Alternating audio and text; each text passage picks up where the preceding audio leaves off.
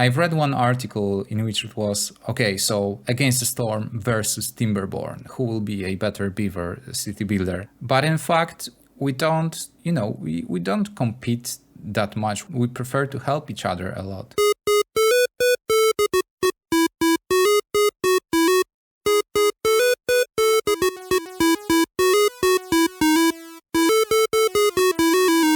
This is Open Indie episode number 13, and today we're going to talk about a game where it's really bad weather. In this bad weather condition, you got to work really, really hard. That's a short summary of Against the Storm. The indie studio developing this game sits in Poland. They're called Eremite Games, and today I've got one of them here with me. Hi, my name is Łukasz, and I'm a communications manager at Eremite Games. We're a small indie studio, 5 people working from Wrocław, Poland. And yeah, I want to say hi to all the listeners as well. This is actually my first time in a podcast, so this will sure be an exciting experience.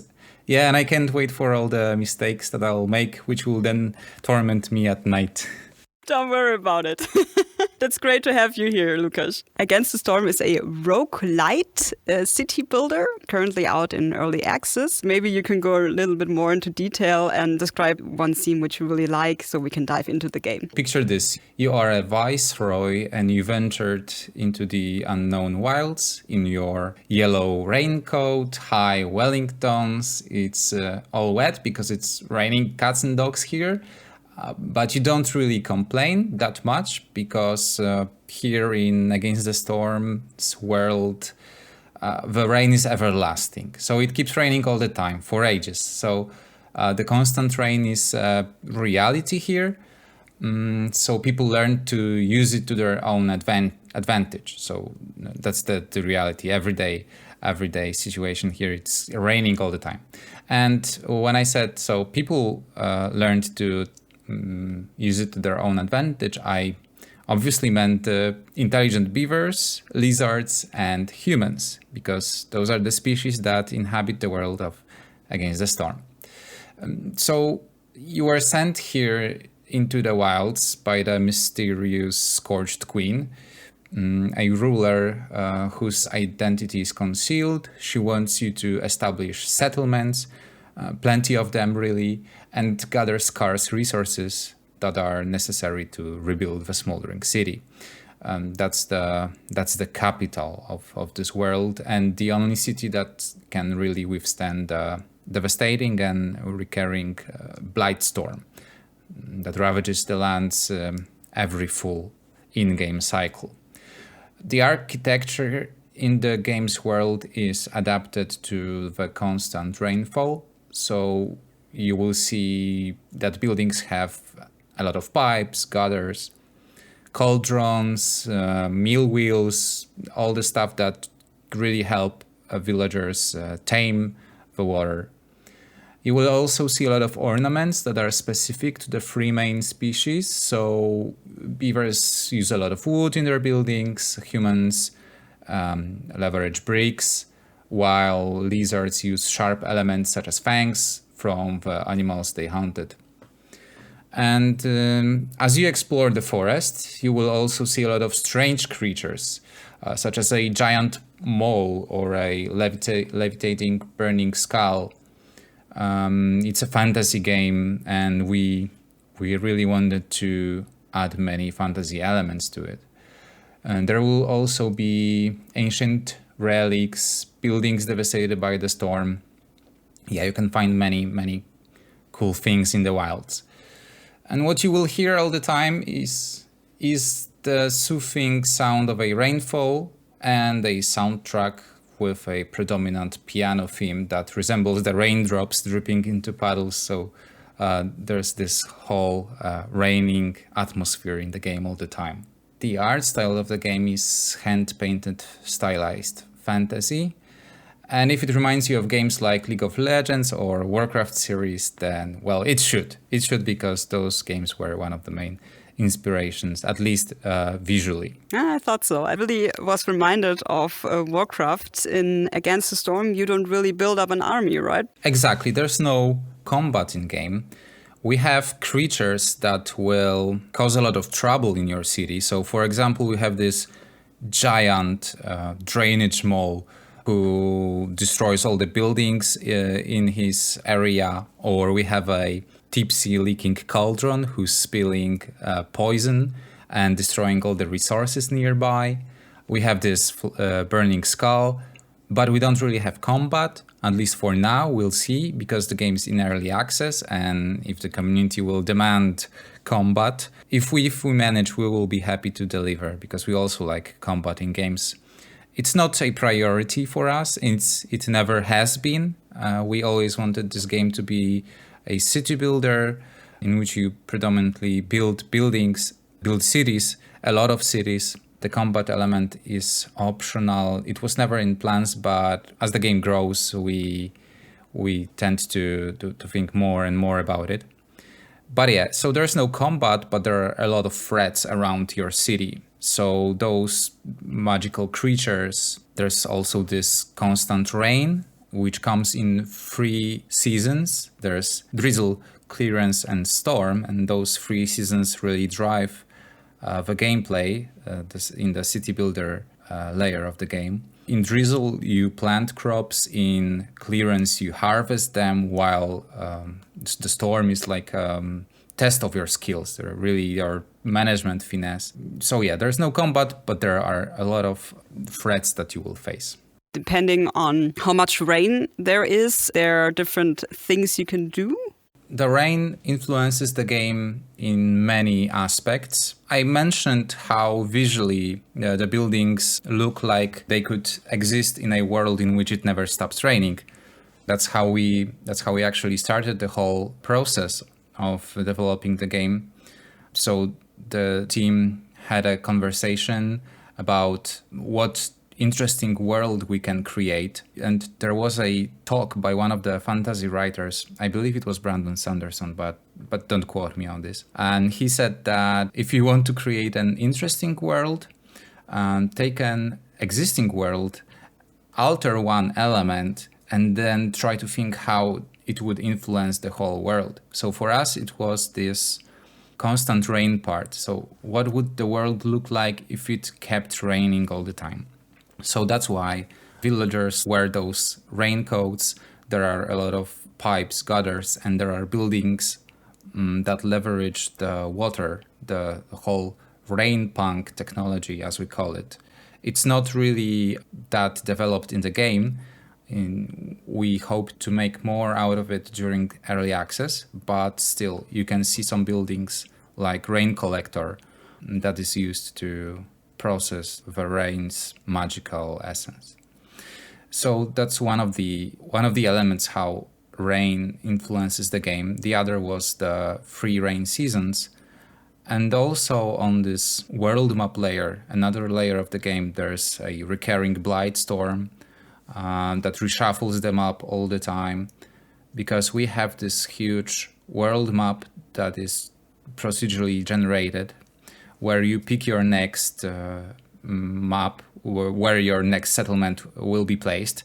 And there are different biomes that differ when it comes to resource availability, seasons, length, and many other factors.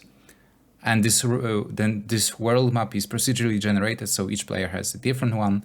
And then after every few in-game years, the map reshuffles, and there's this whole new landscape before you. If I understand correctly, the rain doesn't have so much influence on the gameplay yet. There are also other elements of the rain, but we intend to add more to this part of the game because we were really fascinated by it from the very beginning. And so visually, you can already see it. Gameplay-wise, there are already many systems and buildings in game, and we always try to think of this element as one of the game pillars. And there's still 12 or 11 months of early access ahead of us, at least. And we are really excited to see what cool ideas will we come up with. I already played this game first when you published a demo during Gamescom this year. To be honest, at first I was so close in not finishing the demo because for me, it was just a typical builder. So you construct a building to cut down wood, another one to gather stones. And for me, it felt like, okay, that's the usual. But somehow, and that really fascinated me, I kept going and I really had fun with this game. Yesterday, I also played again for a little while. There I also found out that it really does get complex because all your workers, they got special needs and you've also got several mini quests you got to look out for. So could you summarize the gameplay for us and get more into detail and tell us if this is a classic builder or if it's not? Sure. And this is the hardest part probably because as you've already mentioned, the game seems very typical at the beginning. It really becomes attractive after a few hours when you get to understand why it's different from other city builders. So Against the Storm is a roguelite city builder. We knew we can't, as a 5-people small studio, we can't compete with big games like, I don't know, City Skylines, etc. We knew we cannot create as much content as other games can. So we were looking for other ways to make the game as replayable as possible. The roguelite elements increase replayability, add random elements that make the game more exciting and different each time you play. And that's also one of the things we wanted to achieve because we believe that in most of the city builders, there are two really fascinating feelings. The first one is when you start a new city, it's like you have the opportunity to start anew. Like, what will you do this time? What will you do different? What will you do better? So this is one of the things. The second one is the feeling of the super big advanced city that you've built and it really works on its own. You just look at your own creation and you're happy. We knew it will be hard for us to achieve this thing. So we wanted to play on this first feeling, the feeling of rebuilding, of starting anew. The typical game in Against the Storm takes around 2 hours. So you need 2 hours to finish a single game. And you need to complete several games to unlock all the things that are awaiting you. So yeah, that's the basic. You build an endless number of cities instead of one endless city. That's the idea. Okay, so it's still survival city building at its core. You construct buildings, you assign workers to them, you take care of your villagers. Each building has specific slots in which you can either place a human or beaver or lizard. You can either place all of them in one or some are dedicated to specific species. Those species have their needs.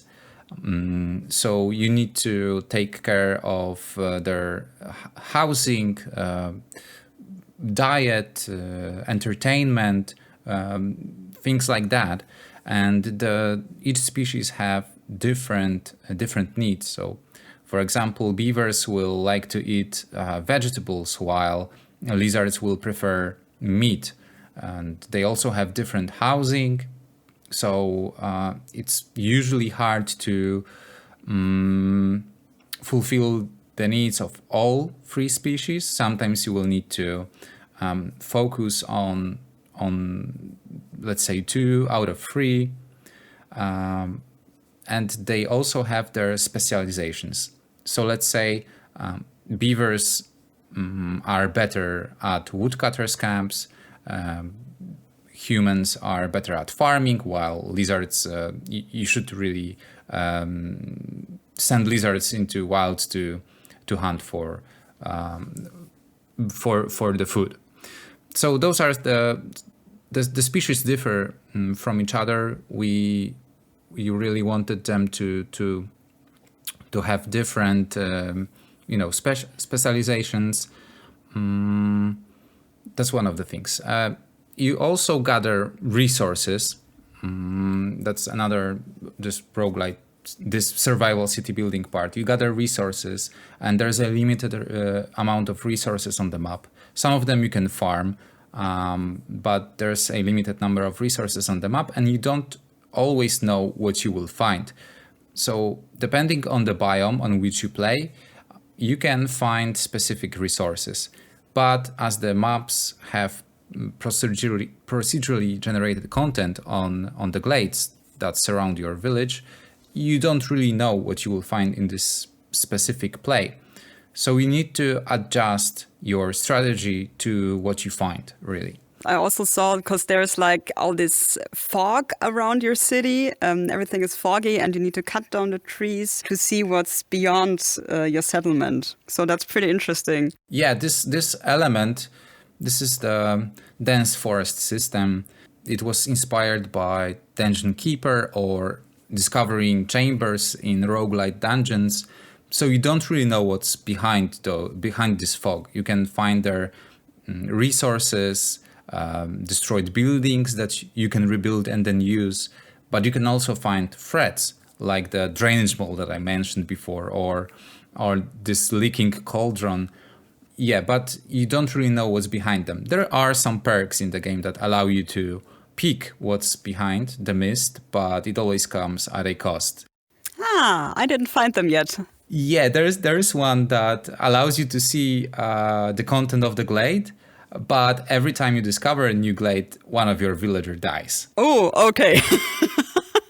Yeah. So it's always important to think about the different outcomes of the perks that you get. Yeah, that's really tricky because I really had problems having enough villages to work for me. So if one of them dies, or I even had this small quest or this threat which kills 3 of my workers, and then I really had problems because I didn't have enough. Yep, exactly.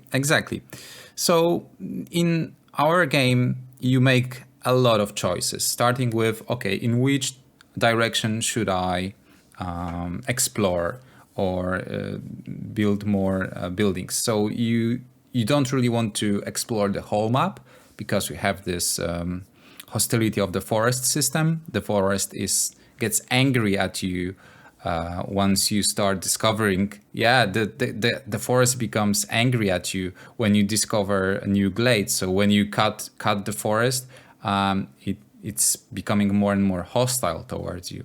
So you really want to make sure you have enough resources to explore those glades. The game usually takes around 2 hours, which sounds quite low for a city builder, but in our game you can play for longer, but you usually achieve the goal of the game within those 2 hours, of a single game within those 2 hours. So you can win the game by getting enough reputation points. You get reputation points in many various ways, and you can lose the game if the scourge queen becomes too impatient. So there's always this red bar that grows with time, and it's your queen's impatience. If she sees that, okay, you're not managing the village well enough, or that your citizens are suffering, are hungry, starving, then she will just close this whole operation, bring you back to the smoldering city, and let you start new city, but this one will be gone. Okay, so that's the roguelite element, right? Yep, one of those roguelite-ish elements. And on the other hand, there's this reputation bar.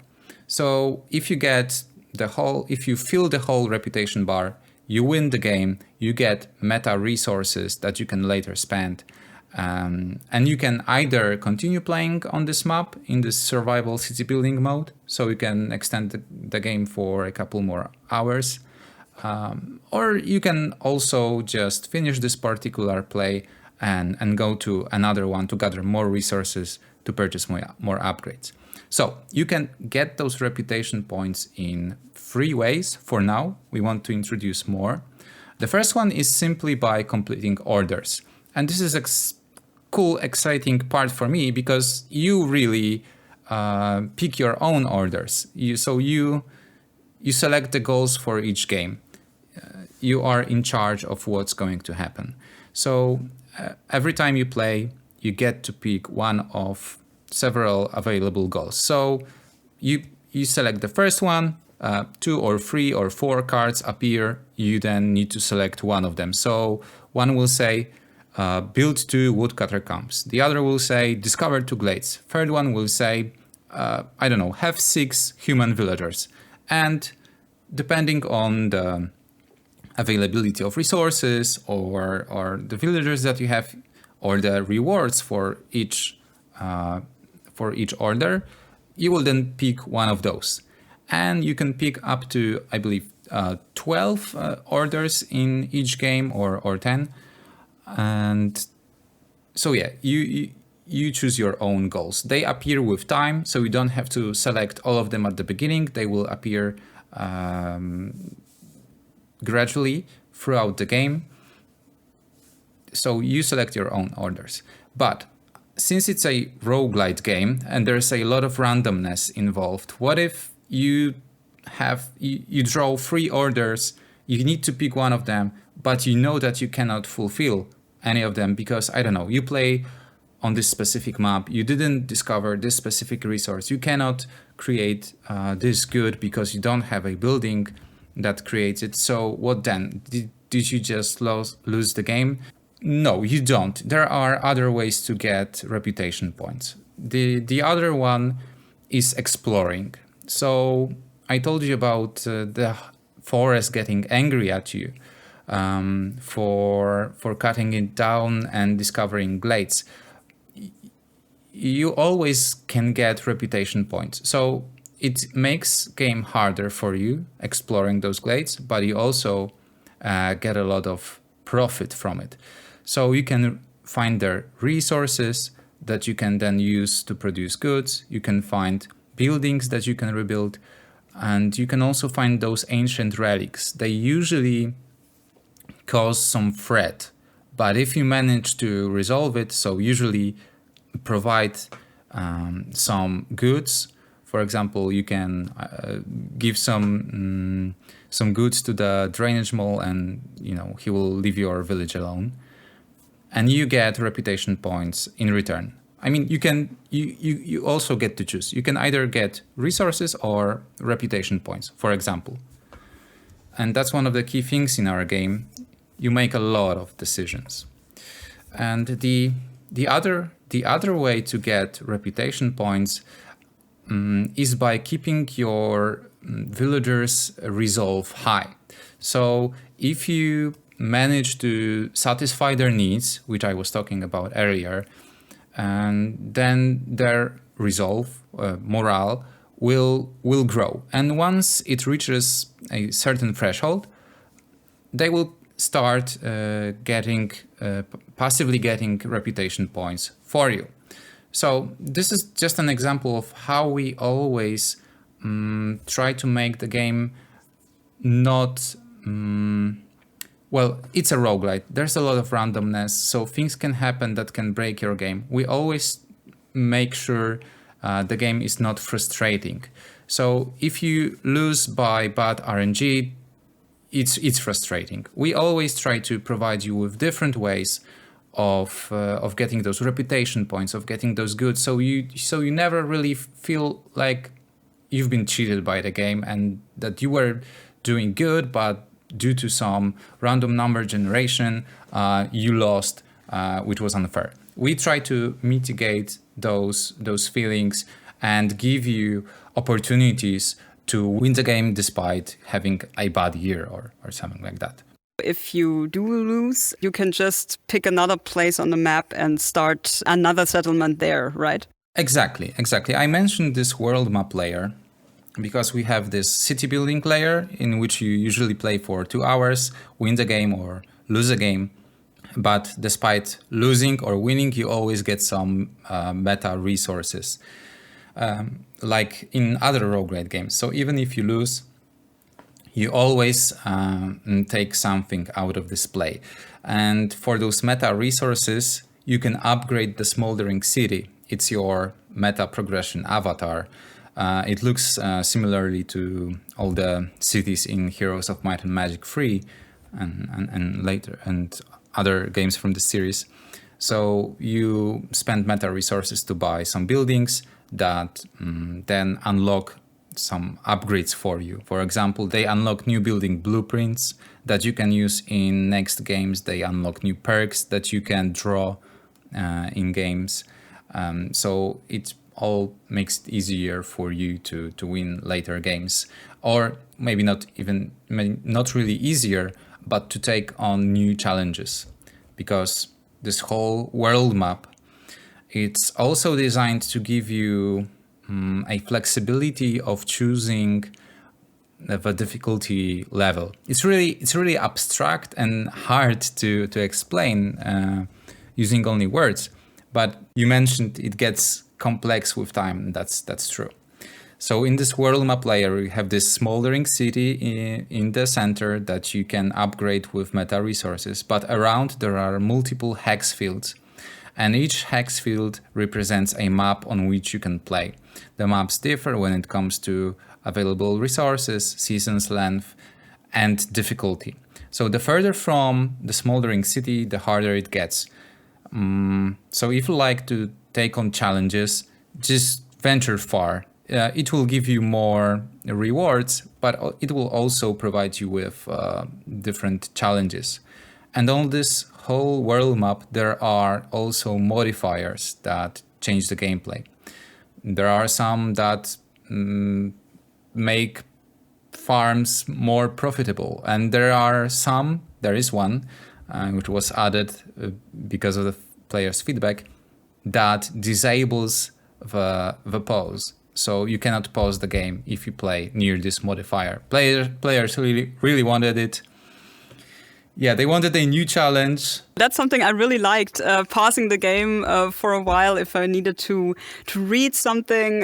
What does the building do exactly? And I don't know, why are the lizards unhappy? What do they need? And I just pressed the space bar and I could pause the game. But sure, if there's this modifier where you can't pause, I think that's definitely another challenge, a cool thing to add, and maybe also easier if you already know some elements of the game and know what the buildings do exactly. This is one of the challenges that we added for experienced players, because we know the game can be difficult at the beginning, but it can also get too easy if you know the mechanics, and we don't really want. And since the games are pretty short, we don't really want players to get bored too soon. So there's a lot of randomness involved. You make a lot of choices, but you also get new challenges. The further you play, the harder it gets. If you play near some specific modifiers, it will also make the game harder for you. And we also give players challenges every cycle, or every phase, I should say. In this world map layer, there are also phases. So from time to time, you will move to another phase. And in each phase, you can complete different achievements, challenges, deeds. We call it deeds. So for example, build 3 cities during a cycle, or win a game by not getting any reputation point from orders. So then you need to keep those morale high or explore a lot.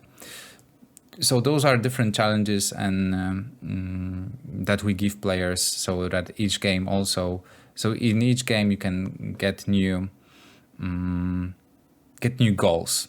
Experiment with your build. What do you think, what games can Against the Storm be compared with? You already said that it's been inspired by Warcraft, but what players exactly would like your game? We like to call it Banished meets Slay the Spire. So there's this survival city building part in which you take care of your villagers, make sure they live another year. But there's also this roguelite Slay the Spire element. That's one of the design-wise, it was one of the greatest inspirations, Slay the Spire, because in Slay the Spire, each game is really different. You make a lot of choices, and we also try to give our players a lot of choices. So in every game, several times you will pick which one of multiple buildings you want to get, which one of the perks you want to get, which group of villagers you want to invite to the city, what goal do you want to complete this game, stuff like that. So yeah, this whole choices element allows us to create synergies between perks. So for example, there's this perk that I told you about that allows you to discover what's hidden on the glades, but you also lose a villager by getting to the glade. And there's also another perk called cannibalism, and that allows you to get food from each dead villager. So if you combine those two perks, it turns out that exploring glades can be really beneficial for you because you get food for exploration, which means that, for example, in this particular play, if you find those two perks, maybe you shouldn't do any farming at all because you can just sacrifice your villagers for the sake of getting food. We try to play on those synergies and different scenarios, make each game really feel different. Against the Storm is currently in early access, as we already said, on Epic Games Store. Is it also coming to early access on Steam? It's coming to Steam and GOG next year. Against the Storm is a 1-year timed Epic Games Store exclusive, but we want to release it on Steam and GOG as well, and hopefully other platforms too. I'm not sure if it will enter Steam in early access. Maybe it will be just full release on Steam and GOG. I'm not really sure, but if you find this whole early access program beneficial, and if players will want more updates to happen, if we will be able to deliver those updates, maybe we will extend it. For now, it's hard to tell, but definitely it will also be available on other platforms. Why did you choose Epic Games Store? Despite the fact that the studio was founded in 2017, it was an after-hours project for a very long time. We only officially created Eremite Games in March this year. So previously it was some kind of after-hours project. We all met in a mobile game development company in Wrocław. That's where we all met. And we started to work on a game after hours. It was a strategy mobile game called Shattered Plane, turn-based strategy game. We really wanted to create some project that will be a new addition to our portfolio and will allow us to work on something different than we worked in our daily job back then.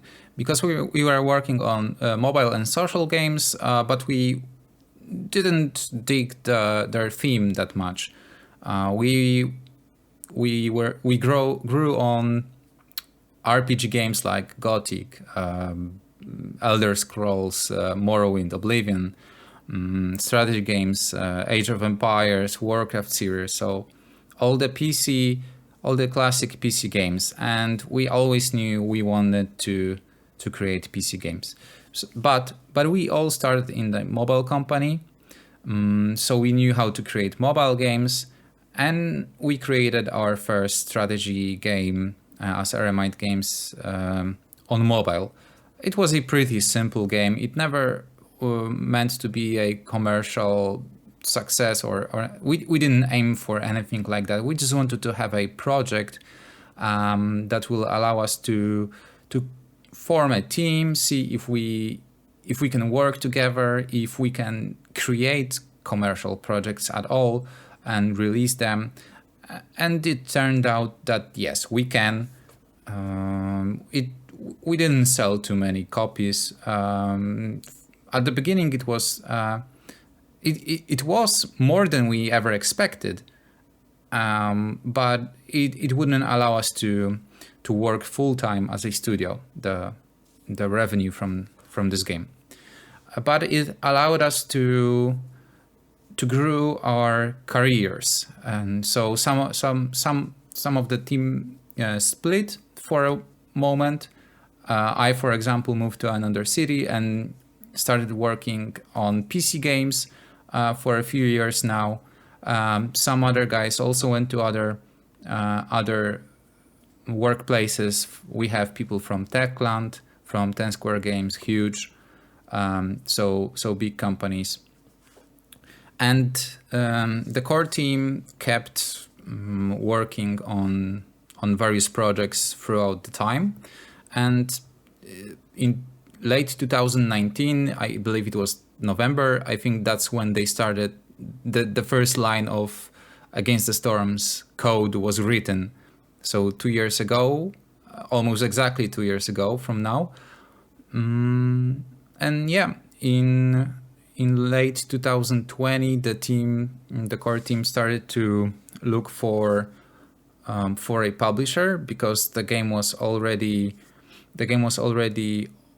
had a Steam page and it was gathering wish lists. So the team knew it has a potential because of the number of wish lists and people that started to become attracted by the project. And when the first demo came out, it was picked up by multiple streamers and they liked it, even though when we look at the demo right now, it was way different than what we have now. But still, after the demo, also the first publishers started to become attracted to the project.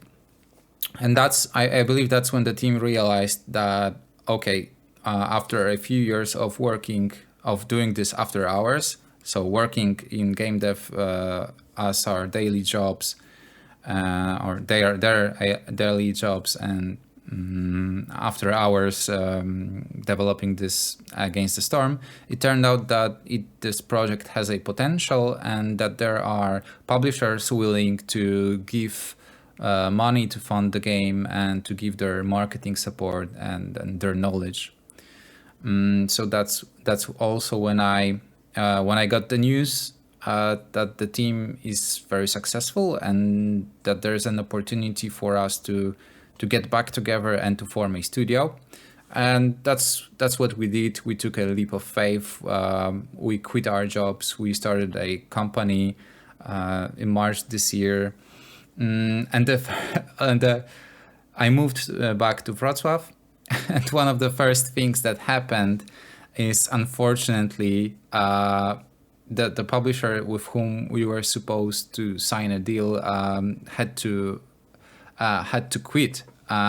And we hold no grudge, because we know the situation. It was just very unfortunate situation. We are really excited to start working with them, but because of some external factors, we weren't able to. But they were super kind to us, and they introduced us to the Epic Games Store team.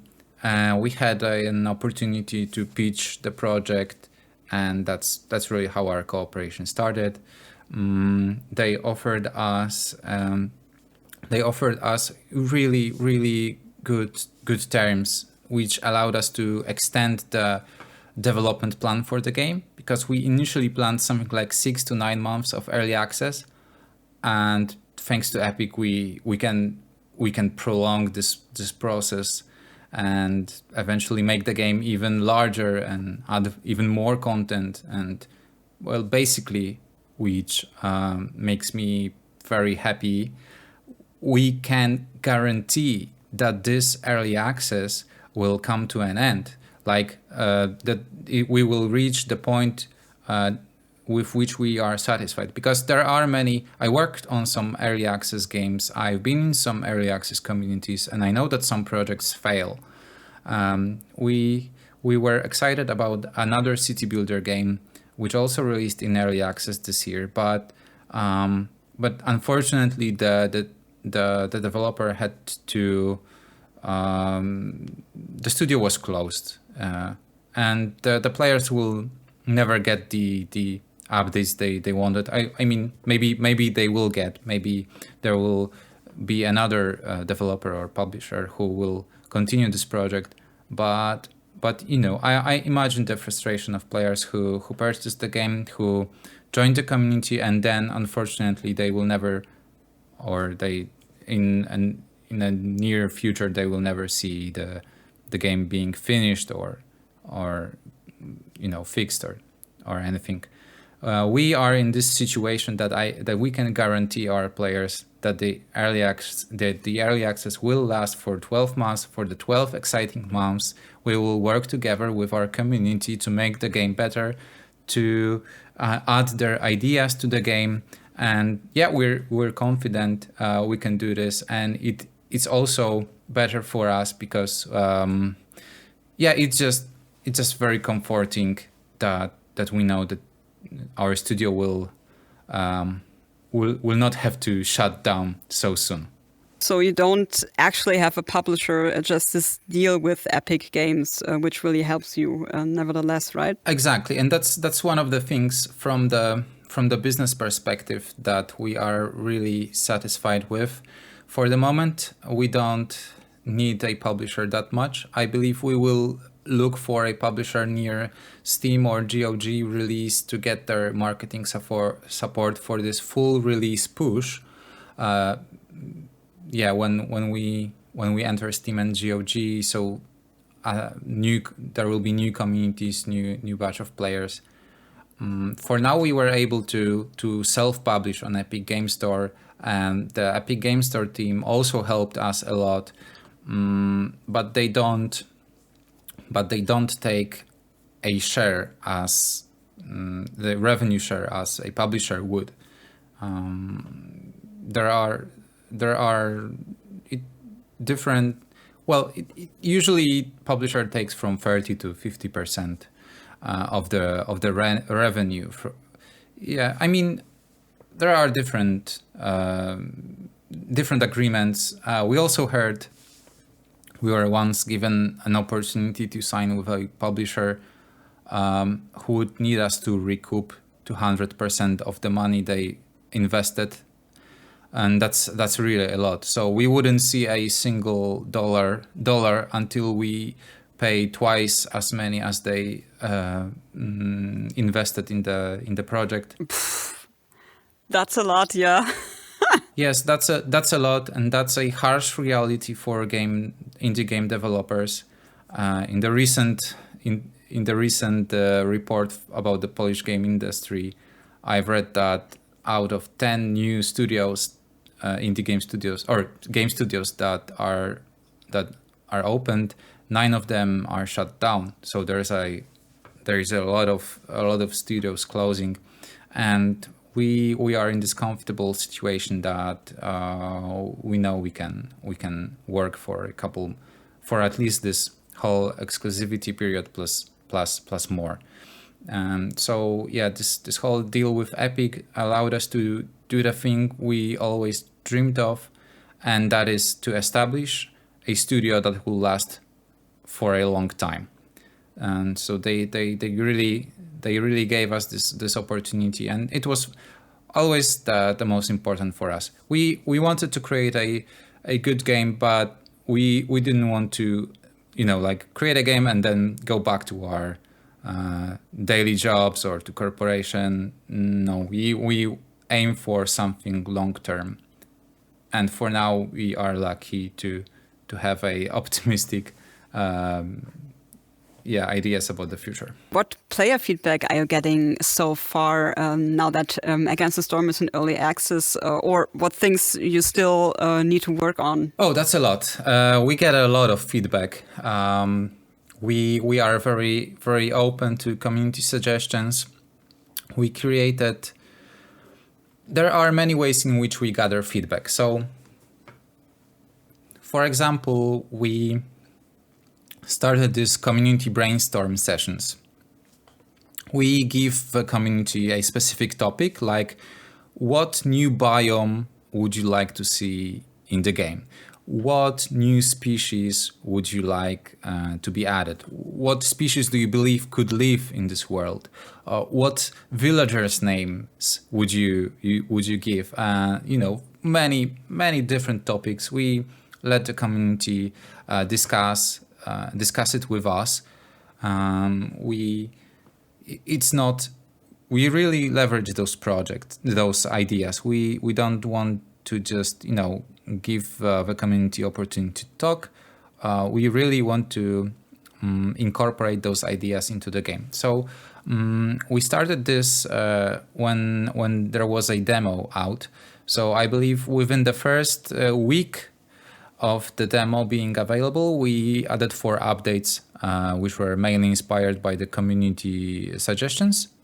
And for example, it's the community that wanted to have this no pause modifier added to the game, and we were like, okay, if that's really what you want, sure, we can add it to the game. We added it to the game together with other challenges, and that's how we like to work, to stay in touch with the community and to test their ideas, to let them also be a part of the development. We really want to go this community-driven development path. Okay, that's really cool. We also added a cool feature in-game community vote. So a few days ago, we let people vote on the next big feature that we'll add to the game. So the players were able to choose whether they want a new biome or a new special abilities. You just described that Eremite Games was founded again this year, but actually founded 2018. How did you guys get together back then? How did you get to know each other? We started in this mobile and social games company in Wrocław, and we were all really passionate about meaningful strategy and RPG games. And I think that's what brought us together, really. Michał, our programmer, started to code a game, this strategy one, the mobile one, and he was like involving more and more people into the project who were also passionate about game development after hours. Because it really, the game development it really takes a lot of your time and a lot of effort. You usually need to do something after hours as well. And yeah, so that's how we met. We were all super passionate about games and about game development, and I think that's what clicked. We stayed together since then, even though I, for example, moved. We stayed in touch all the time. Now we're back together. We rent the office, so the current pandemic situation in Poland allowed us to rent an office. We were able to work from home for a very long time, but the whole creative spirit of working together in the office is really beneficial for us. So we somehow managed to create a well-prospering team. Why did you choose the name Eremite Games? Oh, I don't remember this. I only heard about alternative names, and I'm super happy they picked Eremite Games, not the alternatives. Okay, what was the alternative? I don't know, something like Brother Mood.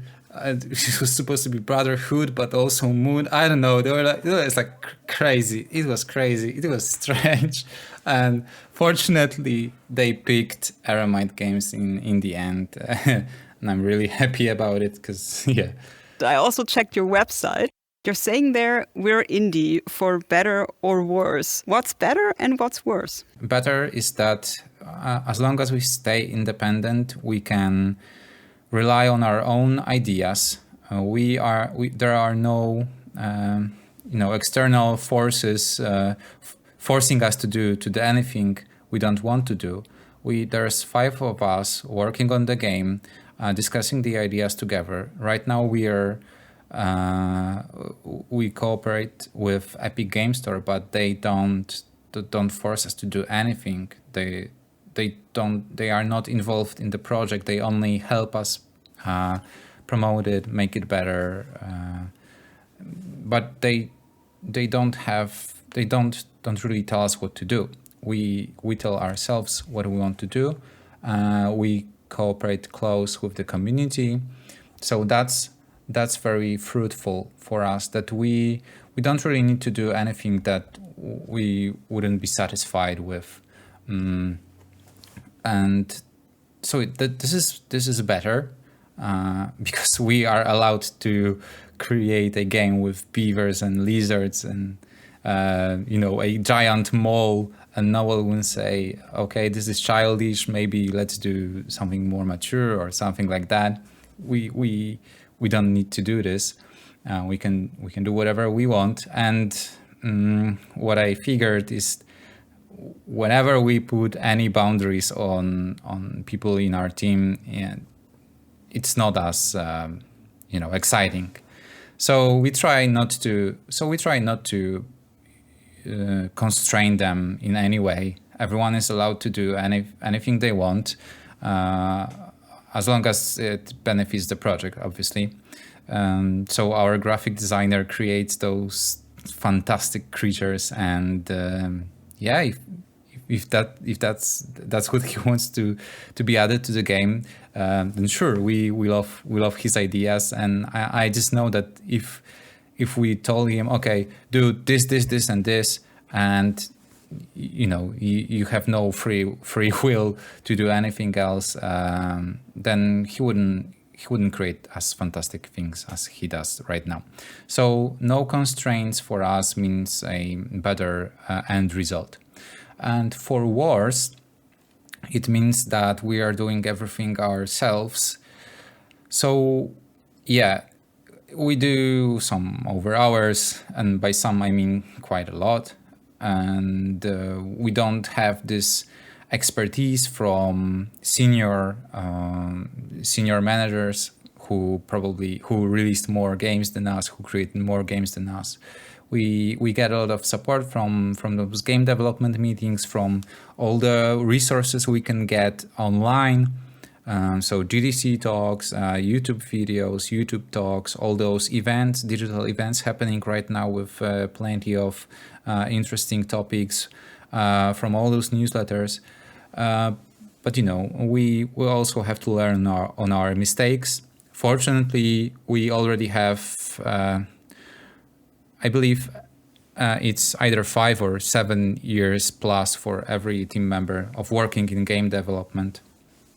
So we worked on several games, we released several games, but still, we don't have anyone above us with more experience than we have who would tell us, no, guys, don't do this, better go the other way.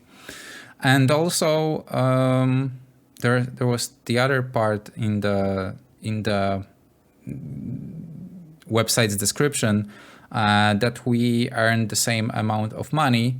So obviously, I think for each one of us, going independent, so going this indie way, meant decreasing our salaries.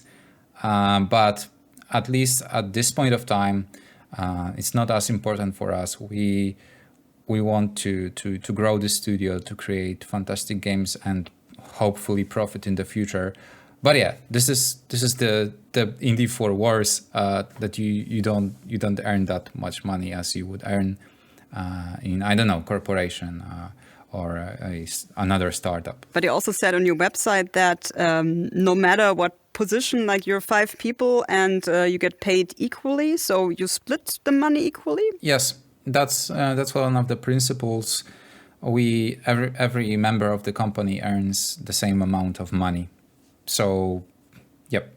And we all have everyone's opinion counts. If there are any like hot topics, we always sit down together, discuss it. Usually the person whose expertise, who has the most expertise in given subject, usually this person has the deciding vote, but we always try to discuss it. We don't want to, enforce our own decisions on everyone else. So far it works. It works really good. What moment in your life in the games industry will you always remember? Is there something that sticks out? This is a very strange feeling. So the first time, I think the first time we release something to the people, and you don't really know if they'll like it or not, if they'll hate it. We were lucky enough that people really enjoyed Against the Storm's demo, and it was really comforting to know that, okay, there are people who like this game, there are people who want to contribute to this game by leaving their suggestions, bug reports. This really means a lot. It means that someone gives a damn about this game. I maybe you didn't hear it, but it was a slight pun. Give a damn, like beavers give. So the people care about the game. People leave their suggestions, opinions, even the negative ones. If somebody leaves a negative opinion, it still means that they cared about this game, and they cared about this so much that they decided to share their suggestion how to improve it or what's not working for them. Because if they didn't care at all, they would just, okay, never mind this game. It was a demo, I didn't pay for it. But people really tend to help us with the game by leaving their suggestions, feedback. This is exciting, but the one feeling that I particularly felt is that, okay, you get products from different companies. You buy Coca-Cola and you drink Coca-Cola. I don't know, you eat Snickers. Those companies don't pay me for saying this, but yeah, you purchase products from other companies, and many times they are just faceless companies. But now we are a 5-people studio, and we know that some people are there to support us creators, not the product. And this is really exciting, that people believe in you, they want to see more from you, they cheer for you and not for the game. And this is just magical feeling. Looking at Poland, the games industry in Poland, are you getting any funding? Not really. I mean, there is, or was, because I didn't hear about new editions for a while, a governmental program, a fund created by the National Center for Research and Development, I believe, which supports innovative ideas in game development. But it's not something that small companies like ours can really afford. It sounds strange because how can a fund that gives you money be hard to afford? But it requires a lot of time to prepare, to come up with an idea that's worth pitching to the fund, then preparing this vast documentation, presenting it. And there's only a limited number of companies that can get the grant. And it's hard for a 5-people studio to come up and develop a solution so groundbreaking that it will be worth investing a lot of money into it. And we also don't want to force ourselves to do something which we don't have passion for. So many times those grants go to projects that develop some AI or different IT solutions that maybe we don't really want to do right now. Our project is small, we know our scope, we don't try to do anything groundbreaking. We obviously want to be unique among other city builders, but we don't aim for, those groundbreaking innovations. And back to the Polish support, I've also heard about so-called patriotic fund. So it covers the development of projects that promote Polish culture. And like I mentioned, we didn't want to do that because we don't want to constrain our vision, our ideas. And I can't really imagine adding, Polish culture to the fantasy roguelite city builder with beavers, lizards, scorched queen, giant moles, And so we didn't really take advantage of those funds, but they are here. Yeah, they are here. You wish for more funds supporting indie developers? Yeah, always. If there is an opportunity for game developers to get money to fulfill their dreams and to learn, to get experience, then I would love to see more opportunities like that. But despite only those two funds, Polish game developers can also get help from, for example, there's an NGO called Indie Games Poland Foundation. I believe they work with, they cooperate somehow with this governmental institutions. I don't know exactly how it works, and I don't want to mix something up. But this Indie Games Poland Foundation, it helps developers in many ways. So, for example, they book booths at foreign events and then create joint Polish games booth. For example, there's Polish game booth at Gamescom, and there are representatives of many Polish game development companies there showcasing their games. So, instead of purchasing a space during event for a single company, this Indie Games Poland purchases a space and then recruits, searches for Polish game developers who are willing to go there and showcase their games. And the other way in which they help is they provide free consultations. So you can take, for example, a legal advice for free, or as we did, discuss opportunities and specifics of the Asian market. So because of this consultations, we were able to talk for a while with an expert from, I believe, 11-Bit Studios, the creators of Frostpunk. So we learned a lot for free about the Asian market and what could we do to show our games there as well. We also talked recently to the Polish developer Draw Distance in episode number 10, and they told us that Poland is a great country for developing games, but they criticized that there aren't many companies offering services to game developers like PR and marketing, legal support, technical support, and so on. Do you agree? I don't know. The Draw Distance is definitely more experienced company than we are. I know of many PR companies here in Poland. I worked with some of them in the past. I know that they do a good job promoting the game on Central European market. I don't know how they work on a global scale. I don't know that.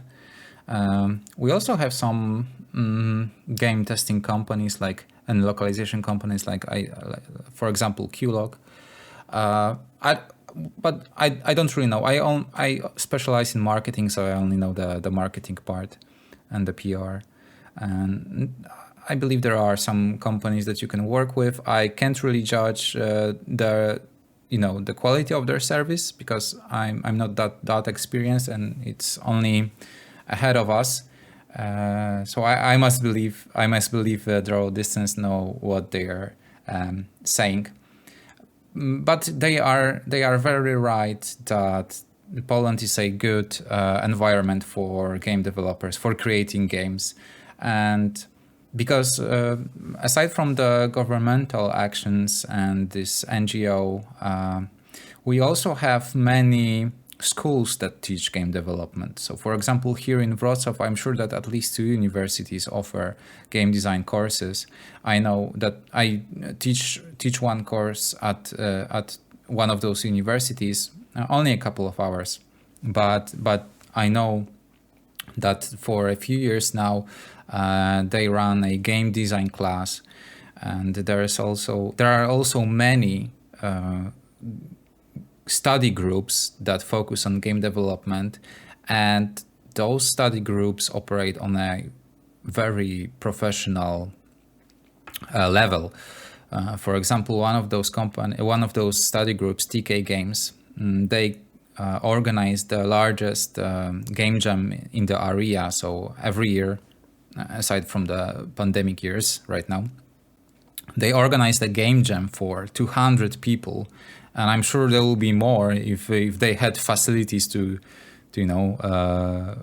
have more than 200 people. But those are really high quality events and high quality meetings they have. It runs on a very professional level, so students here in Poland have an opportunity to learn game development from very early on. And I'm sure there are many also schools that offer game development classes. And also I told you about some game development meetings. And this is also very helpful, and those students also visit those game development meetings.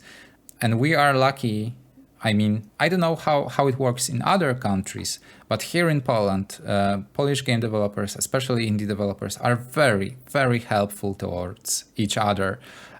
Whenever we meet, we have another game, Timberborn, also a city builder with beavers, so a very similar topic to ours. They are also from Poland, and I've read one article in which it was, okay, so Against the Storm versus Timberborn, who will be a better beaver city builder? But in fact, we don't compete that much. We prefer to help each other a lot. So we are resharing our own news. You can see some Timberborn news on our channel, and you can see some Against the Storm news on their channel. We didn't have an opportunity to meet with this particular studio, but whenever we see other game developers, it always ends up with some beneficial conversations, exchanging ideas. The Polish game development landscape is really friendly. I really like and enjoy meeting other devs. Yep. Even though, is there still something you say you still need or miss as an indie developer? Well, it's hard to tell. We are happy for now. Maybe some general advice. If there was some way to, tell all the people that game development is, in fact, despite all those nice things around it, it's a tough business and many projects fail. I would be happy if there was some way to, let all those excited students know that some genres sell better than others, and sometimes it might not be worth investing a significant part of their lives creating a game that will not sell. That's always what's heartbreaking for me, seeing people who put a lot of effort to create a game that later fail. And which genres do not work? They work. They are probably good games, but they don't attract too many people because the market is changing and some games are no longer as popular as they used to be. So if there was some way to better inform people about what sells or what doesn't sell and how to do a proper market research, I'd be very excited about that. Do you personally have then any advice for indie developers or students who want to become developers? Yeah, so that's related to the thing I just said. Do the proper market research. Watch what games sell. There are many tools online that allow you to do this. There's this Steam database. There are many newsletters like howtomarketagame.com, Game Discoverability Co. I believe that was the name, Game Discover Co. There are many tools online that allow you to research games. There are formulas that allow you to estimate earnings. So if you do this, if you do a proper market research, start creating a game in a genre that has a potential to give you proper revenue from selling the game, and then you do the marketing job well and promote it to people, then you are almost guaranteed to at least find a publisher who will give you funding and let you fund your dreams. So my advice is just do some research before coming up with the game idea. Against the Storm was supposed to be an RPG game at the beginning, because obviously everyone in the team wanted to do an RPG game, hopefully MMORPG game. But yeah, fortunately, everyone soon realized that 5 people can't compete against other RPG games, and it will take us years to create something.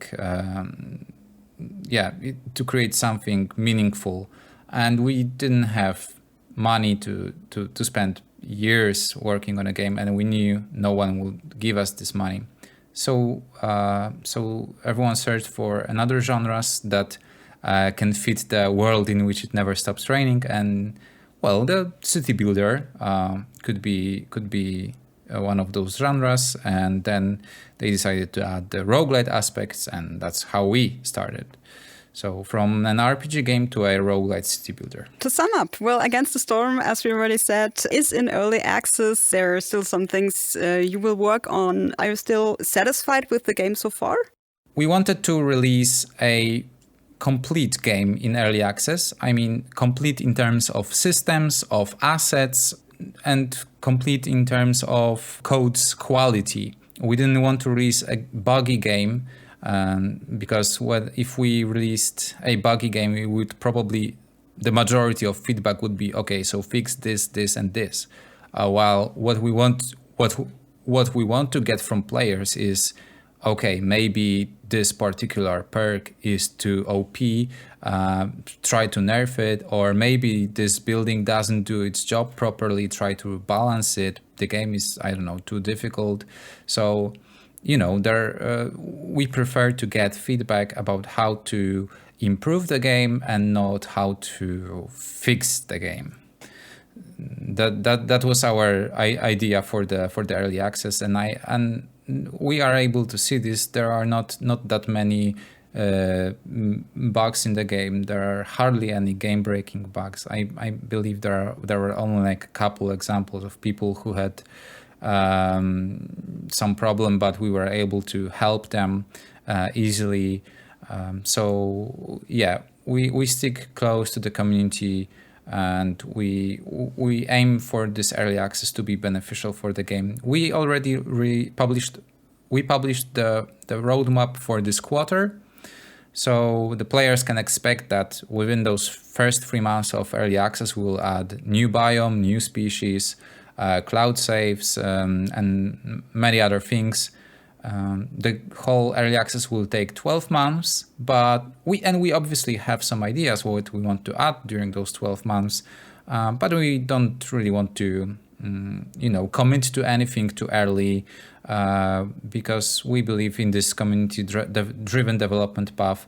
So if players want, so once we deliver the things that we planned for this quarter, which many of them were inspired by the feedback we got, we will then hear what players want next, and we will build this roadmap together with them. And yeah, it seems like there's exciting 11 months ahead of us.